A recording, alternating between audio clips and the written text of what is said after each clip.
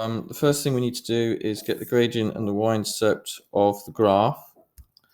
Looking at the graph, it's going along by 40 and going up by 2. So the gradient is going to be the change in y over the change in x, which is 2 divided by 40, which is 0.05. Be careful with the y-intercept here because what you should see is that we are not at the origin here. So what we'll need to do is sort of imagine that we're going all the way back with our line down to the origin.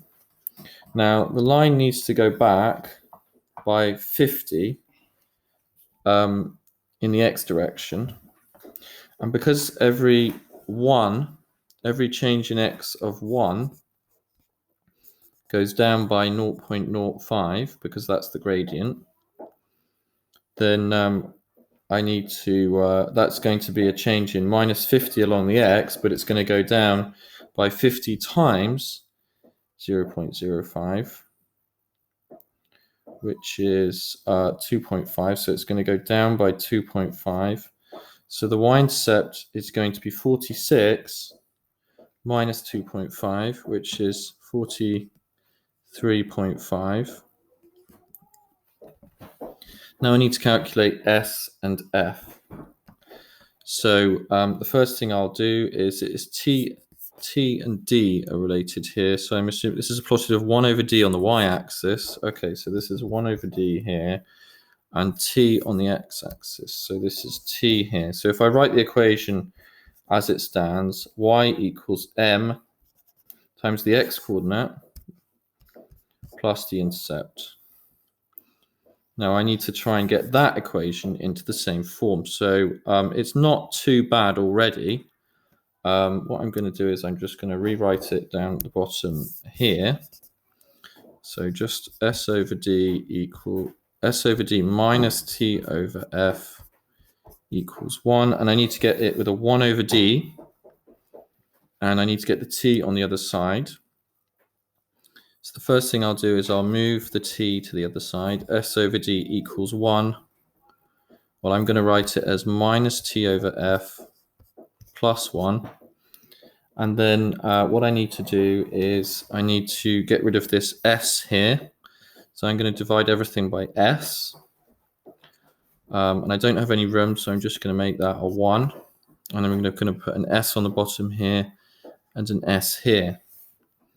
So now what I get is I can compare those two equations. So the first thing I'm going to do is compare my, I need to get this 1 over S first. Now that's equivalent to the intercept.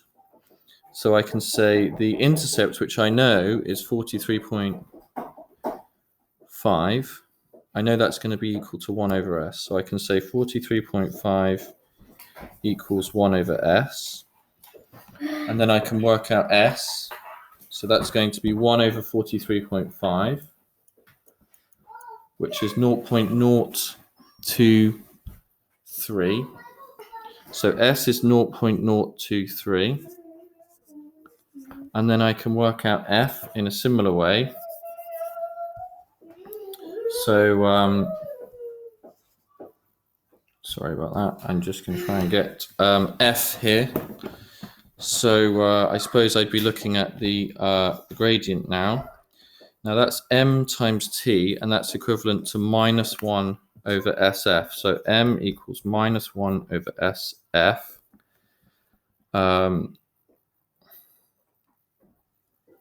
And then I can rearrange to get F.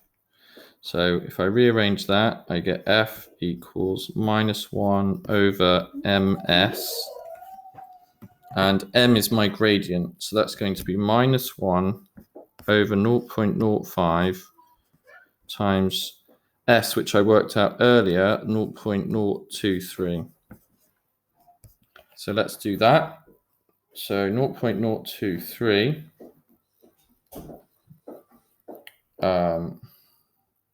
times 0.05, 0.023. Gosh, how do I do this? Okay, so then 0.023 times 0.05, and I do 1 over my answer from the previous.